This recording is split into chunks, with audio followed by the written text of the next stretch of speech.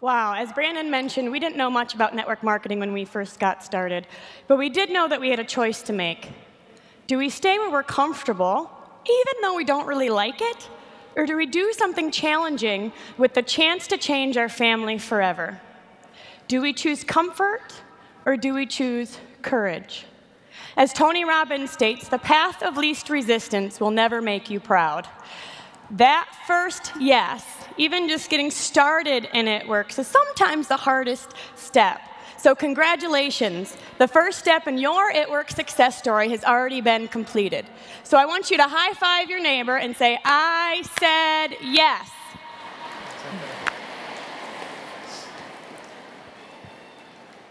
Now, what's interesting is that often right after we say yes, the next word we say is no. It's that, oh crap, what did I get myself into feeling. Fear takes over, life and family stress creep in. When asked if we can host a party, no, I don't got time for that. When asked if we can post on Facebook, no, what do I say? When asked if we can message someone, heck no. I mean, it's that initial response, gut, like, no.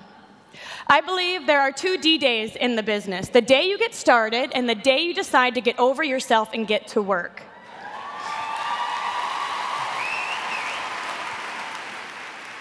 And for me, these were very 2 different days. Because when I got started, I would consider myself a wallflower. I came to a lot of events. I showed up, probably because Cammie said, are you coming? And I was like, I guess so. I came, I participated, but I never really had any events of my own. So when my new distributor from Philadelphia called and told me that she booked an expo in her first month and she wanted me to come help, my initial gut response was, no. I mean, really, let's be honest, it would have been easy to say, oh, I'm busy that weekend and coach her from the couch. In fact, you guys, it's always easier to say no. No to blitzing, no to follow-up, no to parties, no to going to a one team, one mission, no to putting on your own one team, one mission. In fact, it's easier to go to your JOB even if you don't like it because it is comfortable. So I knew if I wanted to experience success in this business, I had to start saying yes. So I took a deep breath. I thought of my favorite Timothy verse. The Lord didn't give me a spirit of fear, but of power, love, and a sound mind, and I said yes. A month later, I found myself on the way to Philadelphia with a layover in Chicago, and I was standing, getting ready for my next plane, praying that the flight would get canceled, praying the expo would get canceled, praying that anything would happen to get me out of what I was experiencing because my mind was racing.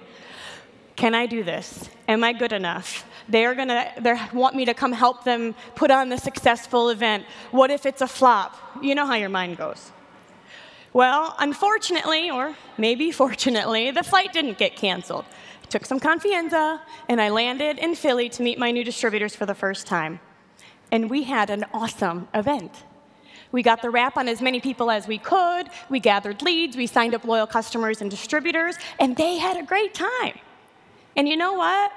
So did I. I flew home with a smile on my face and a confidence brewing in my heart. That action changed my attitude. Ever since then, I've decided that I am a perpetual yes girl. I say yes to anything and everything that challenges me. By saying yes to taking the products consistently, going to wrap parties whenever I could, getting the wrap on as many people as possible, even when it was inconvenient for me, my confidence in the products grew. By saying yes to my upline, team events, local meetings, and showing up and getting to know people who are experiencing success in network marketing, my confidence in the industry grew. I learned to view those butterflies as a challenge to conquer. And I don't work this business based on how I feel. I work this business based on what I want.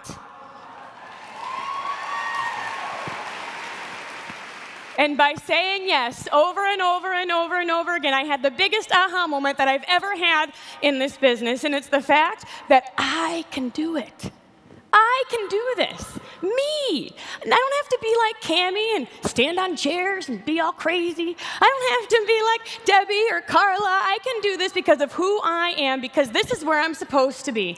I am in my destiny, and I believe so are you.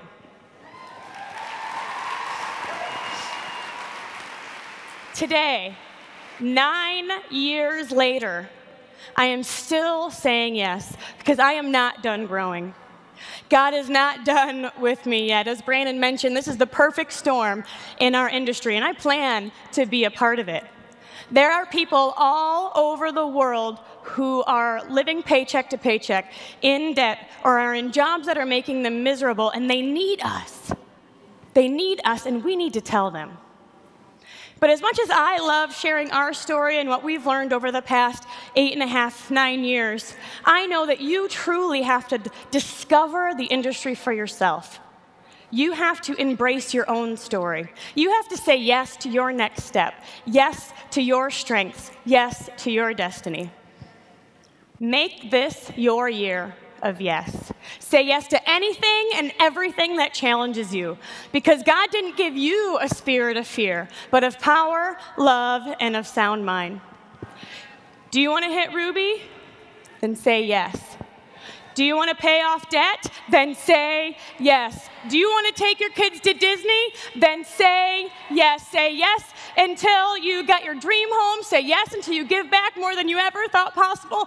Say yes until you are Black Diamond, and then say yes some more.